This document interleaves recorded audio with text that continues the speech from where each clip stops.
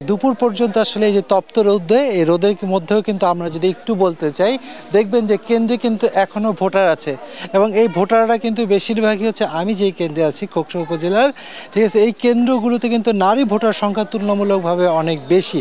আমরা ঠিক একটু আগে প্রিজাইডিং অফিসারের সাথে কথা বলেছিলাম।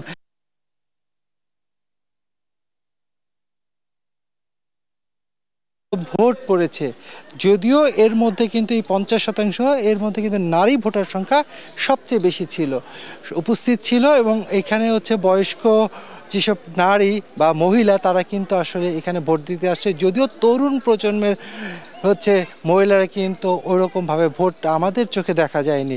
এখানে অনেকে অসুস্থ অবস্থায় আমরা দেখেছি অনেকে ভোট দিতে আসছে।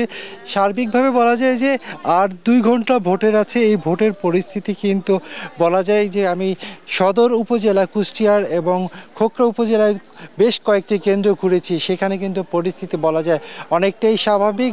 অপ্রীতিকর বা বিশৃঙ্খলা বা ভোট যে কারচুপির কথা বলা হয় সেই ধরনের কারচুপি কিন্তু আমাদের চোখে পড়েনি বা আমরা কারো থেকে এ পর্যন্ত তথ্য শুনতে পারিনি।